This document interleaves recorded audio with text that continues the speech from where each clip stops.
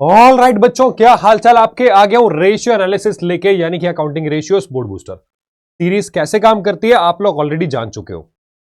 ठीक है, तो बहुत सिंपल तरीके से चैप्टर को वाइंड अप करेंगे। मैं आपको बता दूं, यहां पे बच्चे पूरा चैप्टर एक शॉट में मैं नहीं करा सकता, क्योंकि 30-40 मिनट्स में रेशियो चैप्टर को कराना इंपॉसिबल है, नेक्स्ट टू इंपॉसिबल, वो भी सारे फॉर्मूलाज के साथ, क्वेश्चंस के साथ। तो एक काम करते हैं, मैं आपको बता देता हूं, प्रीवियस लेक्चर में मैंने टूल्स ऑफ एनालिसिस कवर किया था। ठीक है, अब हम शुरू करेंगे आपका रेशियो एनालिसिस, और आज कौन कौन से रेशियो होने वाले हैं वो भी बता देता हूं। सबसे पहले बच्चे मीनिंग देखेंगे रेशियोज का, आप जानते हो 1 मिनट के अंदर खत्म हो जाएगा, 1 मिनट भी नहीं लगेगा। ठीक है, फिर लिक्विडिटी रेशियो में करंट क्विक रेशियो देखेंगे, और आपके सॉल्वेंसी रेशियो सारे करेंगे, और रामबाण आपको चैप्टर के बीच में मिल जाएगा। सर ये रामबाण क्या है बच्चे? रामबाण एक बैलेंस शीट होती है, उस बैलेंस शीट से सारे कॉन्सेप्ट आपके रिवाइज हो जाते हैं। बहुत सिंपल सा कॉन्सेप्ट है। पानी कहां गया? तो पूरी रामबाण से चैप्टर का प्रिंसिपल्स और चैप्टर के बेसिक्स सारे रिवाइज हो जाएंगे। शुरू करता हूं बिना टाइम वेस्ट किए, आ जाओ सबसे पहले रेशियो की मीनिंग पे। देखो रेशियो का मतलब क्या होता है, कुछ भी नहीं है। अगर मैं यहां पे दो चीजों को कंपेयर करूं, इनको अरिथमेटिकली एक्सप्रेस कर दूं, इसी को रेशियो बोलते हैं। यानी कि सिंपल लैंग्वेज में arithmetical expression of relationship between two interdependent और रिलेटेड आइटम्स। ठीक है, अब अगर मुझे अकाउंट्स के आइटम्स में से P&L बैलेंस शीट के आइटम्स को रिलेट करना है, या बैलेंस शीट में से बैलेंस शीट को रिलेट करना है, P&L में से P&L को, आप P&L बैलेंस शीट के आइटम्स को उठा के, फाइनेंशियल स्टेटमेंट्स को उठा के, उन इंटर रिलेटेड या फिर इंटरडिपेंडेंट आइटम्स को कंपेयर करते हो या अरिथमेटिकली एक्सप्रेस करते हो, उन रेशियोज को बोला जाता है अकाउंटिंग रेशियोज। ठीक है, जहां पे on the basis of accounting information कौन सी होती है? जो आपके फाइनेंशियल स्टेटमेंट्स में दिखती है, चाहे वो स्टेटमेंट ऑफ P&L हो, चाहे वो आपके रिपोर्ट्स हो। ठीक है, आ जाओ अब बात करते हैं रेशियो की फॉर्म्स की। पहला होता है प्योर, यानी कि मान लो 2:1 आपकी फॉर्म है। ठीक है, परसेंटेज का मतलब होता है मान लो 60% रेशियो निकल के आ रहा है। टाइम्स का मतलब होता है 5 टाइम्स। ठीक है, कितने गुना रेशियो है। फ्रैक्शन बचे आपके सिलेबस में नहीं है। ये तीन ही टाइप से रेशियो को एक्सप्रेस किया जा सकता है। जो पहला रेशियो होता है लिक्विडिटी, उसके अंदर दोनों रेशियोज प्योर निकलते हैं। जो दूसरा रेशियो होता है सॉल्वेंसी रेशियोस, उसमें सारे रेशियो प्योर निकलते हैं, सिर्फ एक रेशियो टाइम्स में निकलता है, इंटरेस्ट कवरेज रेशियो। प्रॉफिटेबिलिटी में सारे परसेंटेज में निकलते हैं, और आपके एक्टिविटी रेशियोस आपके टाइम्स में निकलते हैं। अब सबसे पहले रेशियो की शुरुआत करूंगा मैं आपके लिक्विडिटी रेशियो में करंट रेशियो से। ठीक है, बाकी आप जानते हो 4 कैटेगरी होती है, उनमें अलग अलग टाइप्स के रेशियो होते हैं। तो सबसे पहले आ जाओ मेरे साथ करंट रेशियो पे। फॉर्मूला होता है बहुत सिंपल, करंट एसेट्स अपॉन में करंट लायबिलिटीज। इसमें दो ही बातों का आपको ध्यान रखना है। जितनी भी करंट एसेट्स होती है वहां पे बच्चे आपको stores and spares and loose tools नहीं लेने, इसको आपको एक्सक्लूड कर देना, excluding loose tools, stores and spares. बाकी करंट एसेट्स ऐड हो जाएंगी। ठीक है, और ट्रेड रिसीवेबल निकालते टाइम आपको प्रोविजन को लेस कर देना है, less provision for doubtful debts. बाकी सारी बातें सेम रहेंगी। करंट लायबिलिटी आप जानते हो क्या क्या आता है। और एक चीज और, वर्किंग कैपिटल का फॉर्मूला होता है करंट एसेट्स माइनस में करंट लायबिलिटीज। वर्किंग कैपिटल क्या होती है? बिजनेस को चलाने वाली कैपिटल। इन दोनों का डिफरेंस होता है आपका वर्किंग कैपिटल। ये काम आएगा आपको क्वेश्चंस करने में। ठीक है, सिंपल। आ जाओ शुरू करते हैं बच्चे आपके क्वेश्चंस। तो क्वेश्चन में देखते हैं आपको क्या दिया हुआ है। सबसे पहले trade payable, outstanding expense, other current liability, तीनों करंट लायबिलिटी है। और आपको दिया हुआ है debentures. Debenture long term boring होता है, इसको नहीं लेंगे। इन तीनों को प्लस करो, करंट लायबिलिटी आ गया 3 लाख। इधर देखो, इन्वेंट्री, प्रीपेड, कैश, तीनों करंट एसेट है बच्चे। Land and building fixed asset होती है, इसको नहीं लेंगे। तीनों को प्लस करोगे 9 लाख आ गया। करंट एसेट्स अपॉन में करंट लायबिलिटी, आंसर 3:1। ठीक है, अगला क्वेश्चन में आपको दिया हुआ है आपकी total assets, fixed assets, shareholder funds, non current liability, non current investments.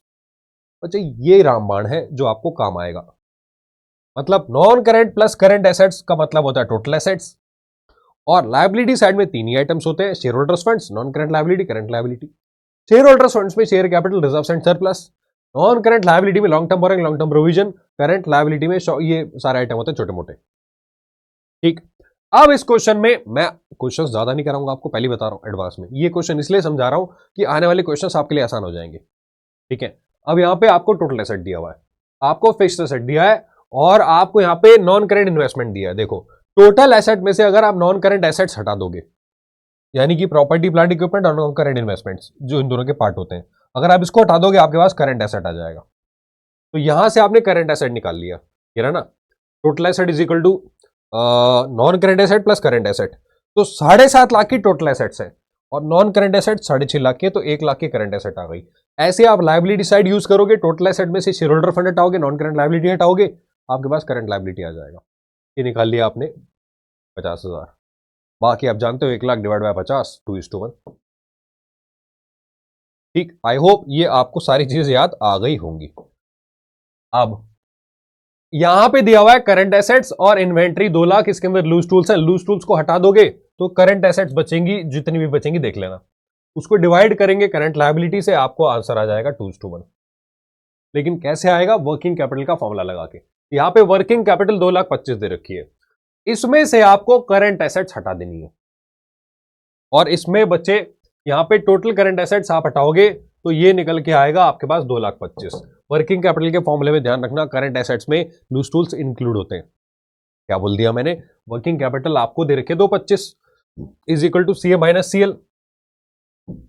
इसके अंदर बच्चे आपको करंट वो जो है क्या बोलते हैं, मतलब आपको करंट एसेट्स इंक्लूड करके लेना है। बट यहां पे जो भी आपको दे रखा देख लेना एक बार, मुझे याद नहीं आ रहा कैसे कराया था मैंने, ठीक है, वन शॉट में दे रखा देख लेना।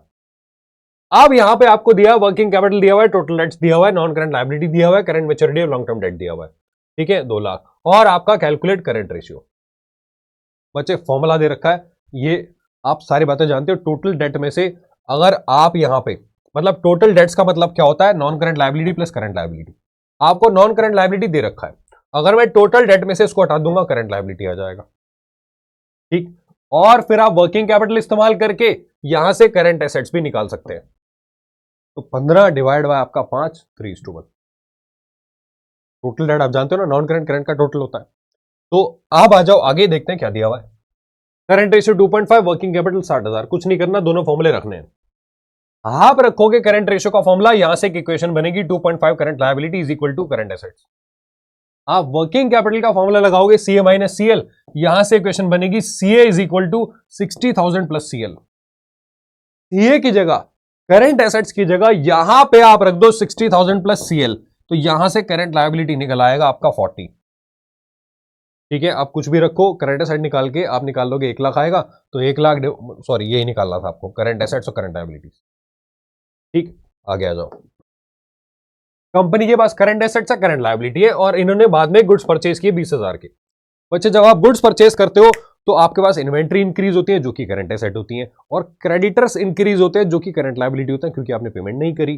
तो करंट एसेट में भी 20,000 ऐड कर दो, 20,000 नीचे भी ऐड कर दो, यानी कि करंट एसेट भी बढ़ा दो, करंट लायबिलिटी बढ़ा दो, और रेशियो निकाल लो। सिंपल क्वेश्चन है, ठीक है। रेशियो पूछ रहा है परचेज के बाद। यहां पे देखो इन्होंने क्या किया, यहां पे करंट लायबिलिटी की पेमेंट कर दिया। पेमेंट करोगे तो माइनस हो जाएगा भाई, आपका कैश जाएगा, तो कैश माइनस होगा, दूसरा आपका करंट लायबिलिटी, क्रेडिटर्स कम हो जाएंगे, तो क्रेडिटर्स माइनस करंट लायबिलिटी कम, और कैश माइनस आपके करंट एसेट्स कम, माइनस माइनस निकल के आएगा नया रेशियो। सेम क्वेश्चन था, बस वहां पे प्लस था या माइनस है। अब यहां पे पूछ रहा है कितनी पेमेंट करें कि करंट रेशियो 2:1 हो जाए। If current ratio of 1.5:1 is to be maintained. 1.5:1 is to be maintained by paying a part of current liability. How much amount should be paid so that current ratio becomes 2:1? तो वो कह रहा है अगर current ratio 2:1 maintain करना है तो आपको कितना अमाउंट पे करना है। बच्चे बहुत सिंपल है, जो एग्जिस्टिंग आपको करंट एसेट करंट लायबिलिटी दे रखी है उसमें से x माइनस कर दो, उसको x अज्यूम कर लो पेमेंट को, और रेशियो का फॉर्मूला लगा दो नए वाले का। यहां से x निकल आएगा, पेमेंट 2 लाख की आएगी। ठीक, ये बहुत इंपॉर्टेंट क्वेश्चन है, इसको प्लीज करके जाना। वन शॉट में चिल्ला चिल्ला के बताया था कि ये आपके एग्जाम में बहुत बार, मतलब बहुत बार के आता ही आता है, तो आप इसको प्लीज कर जाना। सिंपल सा लॉजिक है, आपको बस अमाउंट अज्यूम कर लेना, मैं यहाँ पे समझा नहीं सकता आपको। जैसे यहाँ पे क्वेश्चन में दिया हुआ है current ratio of a company is 2:1, आपको रीजन देने हैं कौन सा रेशियो इंप्रूव करेगा, कौन सा रेशियो डिक्लाइन करेगा, रिड्यूस करेगा। अमाउंट अज्यूम कर लिया 2 लाख 1 लाख का, 1-2 पॉइंट समझा रहा हूं फिर आप समझ जाना। आपने करंट लायबिलिटी की पेमेंट करी, आप जानते हो दोनों में से माइनस होती है, तो अज्यूम कर लो आपने यहां से 50,000 माइनस कर दिए, तो ये बचेगा 1.5 लाख, ये बचेगा 50,000। रेशियो क्या हो रहा है? इंप्रूव, 2 से 3:1 हो गया, ठीक है। दूसरा आपने परचेज कर लिया, दोनों बढ़ जाएंगे, तो ये 2.5 लाख अपॉन, मतलब 10,000 बढ़ा दो ना, ये 10,000, तो ये हो गया आपका, अच्छा परचेज ऑफ गुड्स और कैश है, सॉरी बच्चे उधार नहीं खरीदा आपने, आपने कैश खरीदा, तो आपके पास इन्वेंट्री आई, कैश गया, एक एसेट आई एक एसेट गई, तो रेशियो में कोई चेंज नहीं आएगा। तीसरे पॉइंट में दिया हुआ है sale of office equipment for 20,000, fixed asset जा रही है, कोई फर्क नहीं पड़ेगा, बट आपके पास कैश आ रहा है। कितने की फिक्स्ड एसेट थी कोई फर्क नहीं पड़ता, कैश कितना आया आपका ऊपर वाला आइटम बढ़ेगा। जब न्यूमरेटर बढ़ेगा तो रेशियो भी आपका बढ़ेगा। न्यूमरेटर कम होता है तो रेशियो कम होता है, डिनोमिनेटर बढ़ेगा तो रेशियो कम होता है, डिनोमिनेटर घटेगा तो रेशियो बढ़ता है। ये सिंपल से मैथमेटिक्स के लॉजिक है जो मैं आपको ऑलरेडी वन शॉट्स में बता चुका हूं, इसको एक बार प्लीज देख लेना।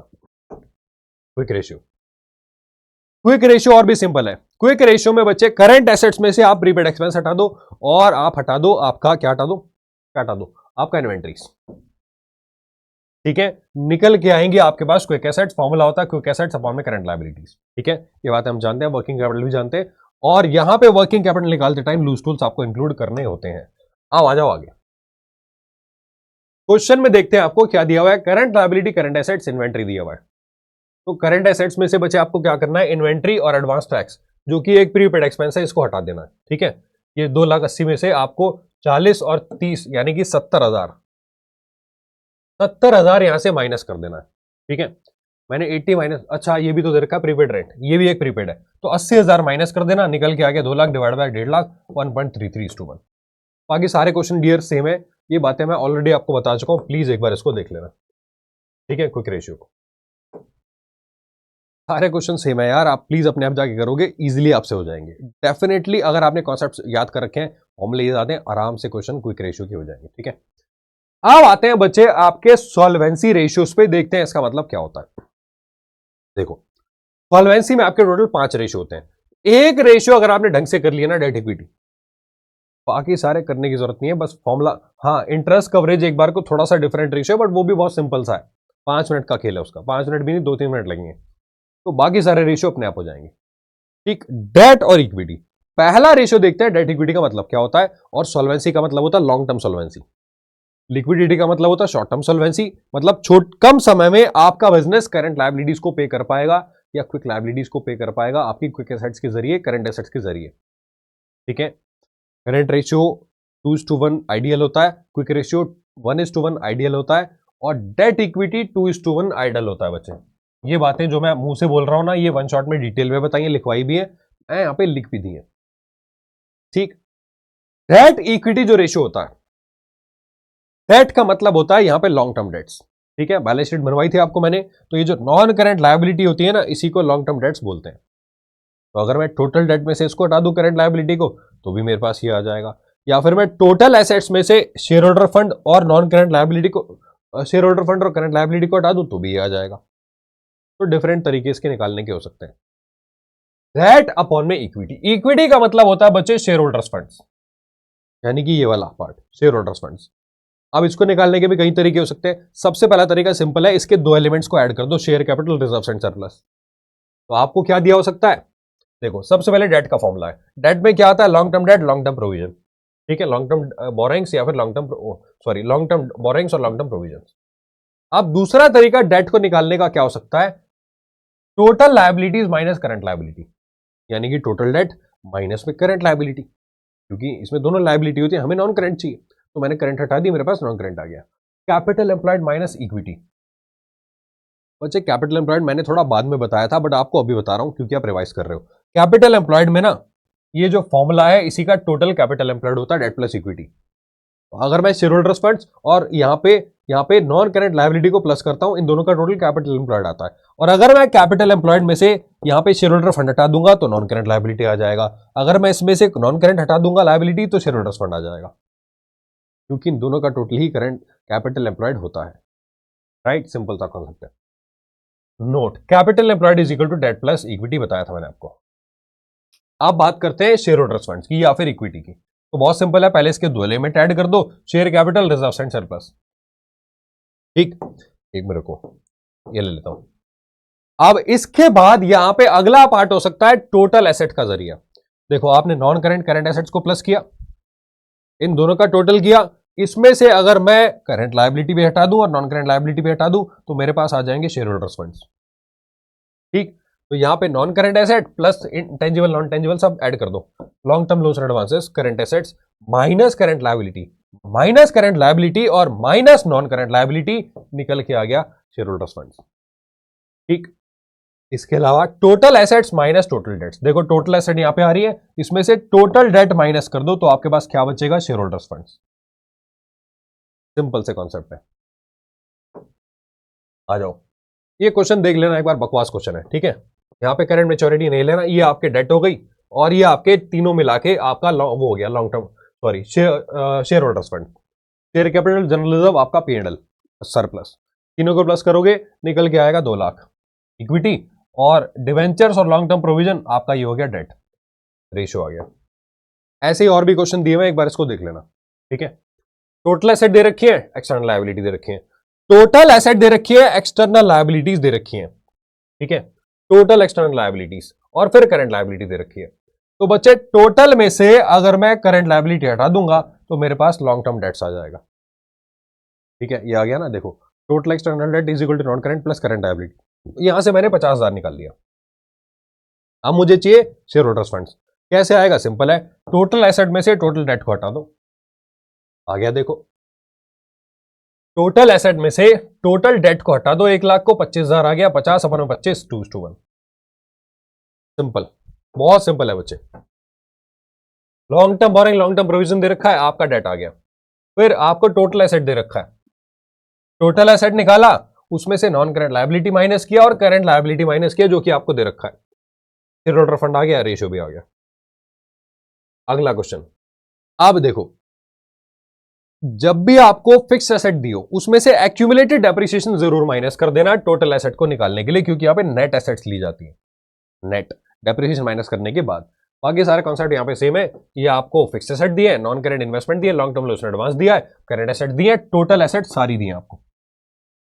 आप जानते हो अप्रोच क्या लगानी है। अब आपको दिया हुआ है करंट लायबिलिटी और long term borrowing, long term provision, तो बच्चे आपका एक आइटम तो आ गया ना, अब इसमें से आप ये भी माइनस कर दोगे और ये भी आ जाएगा। बाकी बातें आप जानते हो, रेशियो कैसे निकालना है, ठीक है, आ जाओ आगे। अब यहां पे आपको दिया है total date, current liability, capital employed. Capital employed का फॉर्मूला हम जानते हैं, इसके अंदर दोनों चीजें आती हैं, नॉन करंट लायबिलिटी और आपका शेयर होल्डर्स फंड्स, ठीक है। तो यहां पे आपको टोटल डेट दिया हुआ है और करंट लायबिलिटी दिया है। सबसे पहले टोटल डेट 12 लाख में से करंट लायबिलिटी 4 लाख की माइनस करो, 8 लाख की डेट निकाल लो। तो यहां पे आपने निकाल लिया 8 लाख की नॉन करंट लायबिलिटी, राइट। अब कैपिटल एम्प्लॉयड 12 लाख में से यहां पे 8 लाख की नॉन करंट लायबिलिटी माइनस करोगे तो 4 लाख का शेयर होल्डर्स फंड्स आएगा। तो ये हो गया ratio 8 divide by 4 2:1, simple concept.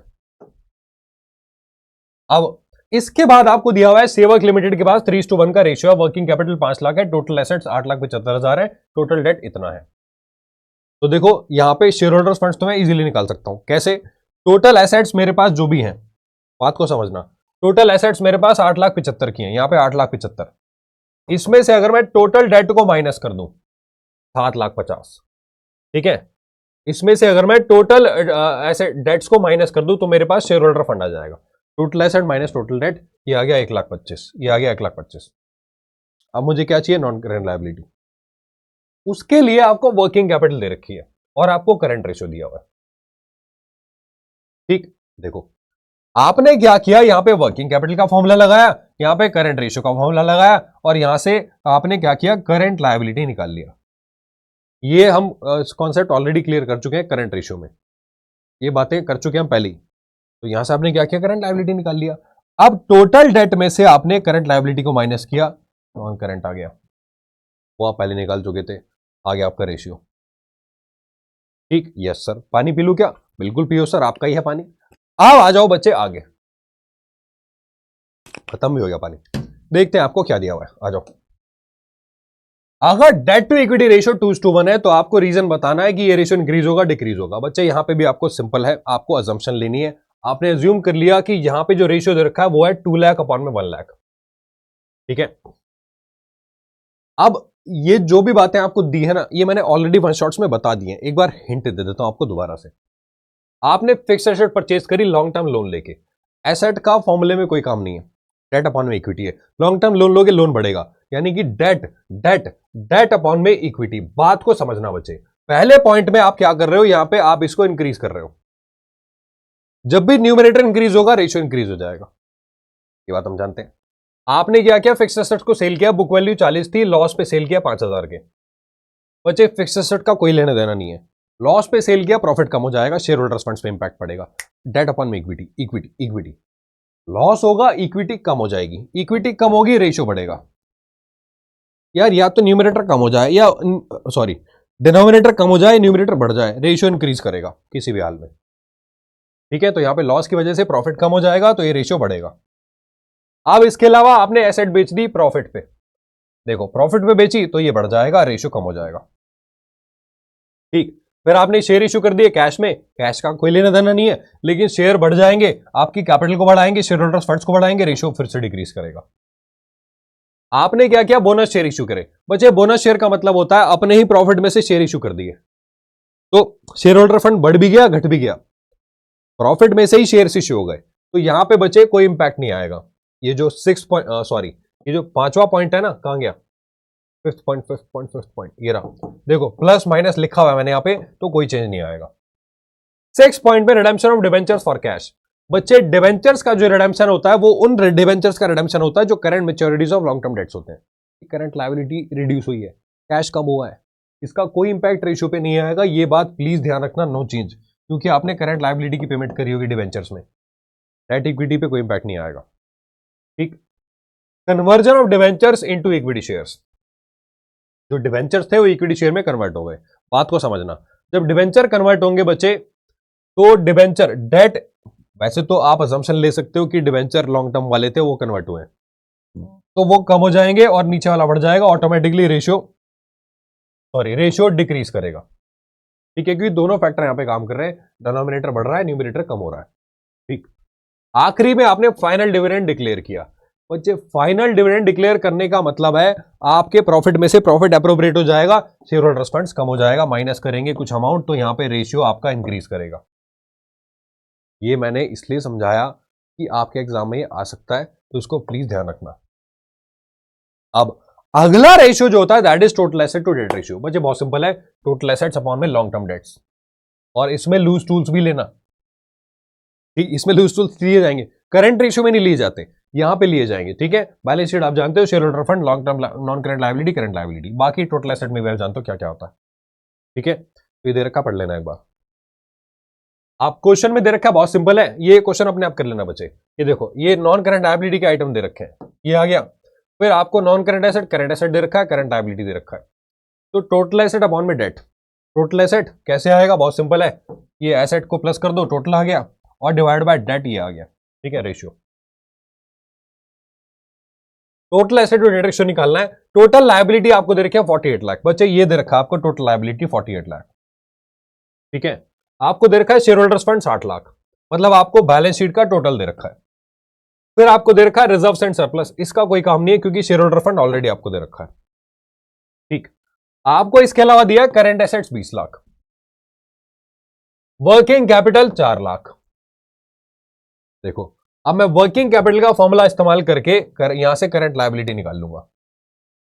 ठीक, वर्किंग कैपिटल इस्तेमाल करी, करंट लायबिलिटी निकाल ली 16 लाख, तो टोटल लायबिलिटी में से करंट लायबिलिटी माइनस कर दी, ये रहा 48 माइनस 16, मेरे पास 32 लाख की नॉन करंट लायबिलिटी आ गई।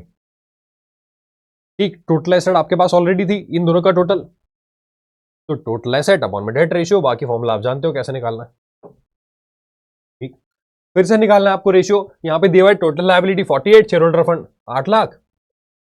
अच्छा, मैंने निकाल के दे रखा है, सॉरी, आगे आंसर आपको दिया था। ठीक है, देख लेना। अब यहां पे दिया हुआ है आपको, फिर से वही निकालना है, और आपको सारी चीजें दे रखी हैं।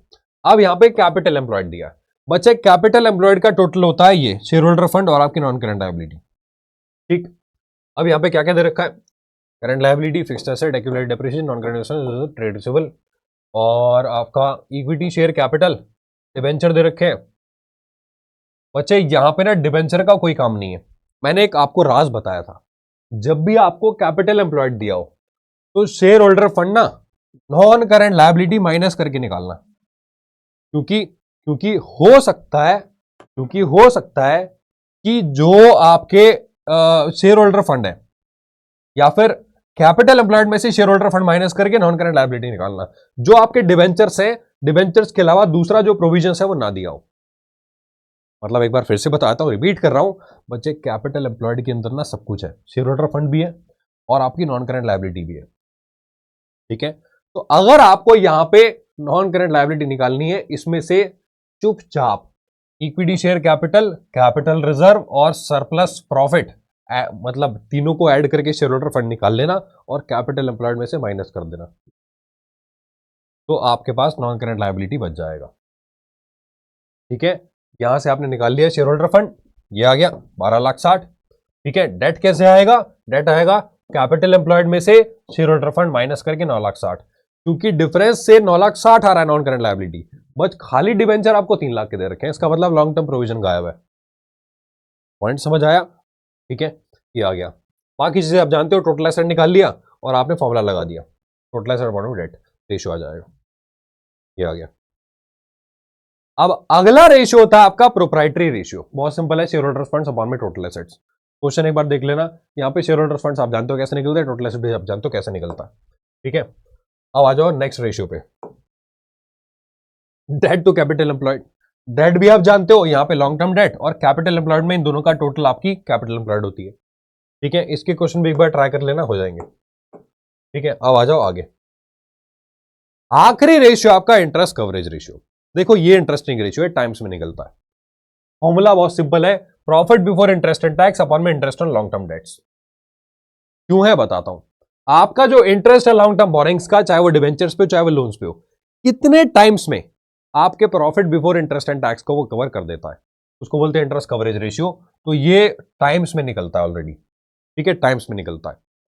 अब यहां पे बच्चे profit before interest and tax का एक चार्ट होता है, जैसे यहां पे आपको profit before interest and tax दिया हुआ है, इसमें से मैं माइनस करूंगा इंटरेस्ट जो कि एक फाइनेंस कॉस्ट होती है, फिर निकल के आएगा पीबीटी, फिर इसमें से माइनस करूंगा टैक्स, निकल के आएगा प्रॉफिट आफ्टर टैक्स। ठीक है, तो इस चार्ट में आपको कोई सा भी प्रॉफिट दिया हो सकता है, बट आपको चाहिए कौन सा? Profit before interest and tax.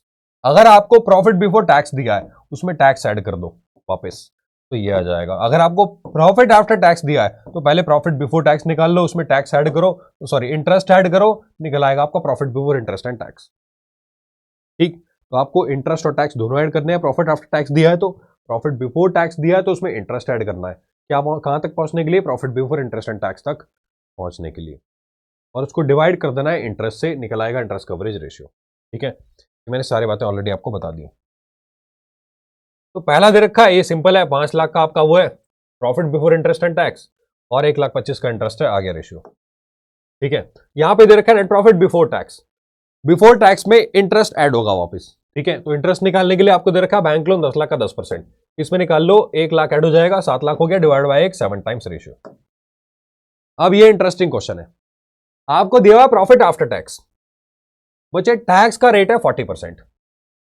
दो तरीके से हो सकता है, आप ऑलरेडी जानते हो इसमें टैक्स माइनस हो चुका है, यानी कि ये ऑलरेडी 60% के बराबर है। इसको 100% निकालने के लिए मैं क्या करूंगा, इसको मल्टीप्लाई करूंगा 100 से, डिवाइड करूंगा 60 से, तो मेरे पास प्रॉफिट बिफोर टैक्स आ जाएगा। ये आ गया 2 लाख। कैसे आया? बहुत सिंपल है, देखो आपको प्रॉफिट बिफोर टैक्स नहीं दिया, टैक्स दिया है 40%, प्रॉफिट आफ्टर टैक्स आएगा 60%, और इसी का अमाउंट आपको दे रखा है, तो डिवाइड करेंगे 60 से, मल्टीप्लाई कर दो 100 से, निकल आएगा profit before tax. Profit before tax में इंटरेस्ट को ऐड करोगे जो कि दे रखा है 12% 20 लाख का। ठीक है, 2,40,000 आएगा, तो ये आ गया 440 डिवाइड बाय 240, 1.83 टाइम्स। यहां पे खत्म होते हैं आपके सारे रेशियोज, चाहे वो लिक्विडिटी हो चाहे वो आपके सॉल्वेंसी हो। आई होप कॉन्सेप्ट्स आपको क्लियर हो गए, याद आ होंगी सारी चीजें। ठीक है, अब बच्चे यहां पे मैं क्लास को वाइंड अप करूंगा और मिलूंगा आपसे नेक्स्ट पार्ट में आपके एक्टिविटी रेशियोज को लेके और प्रॉफिटेबिलिटी रेशियोज को लेके। तब तक के लिए take care and bye bye.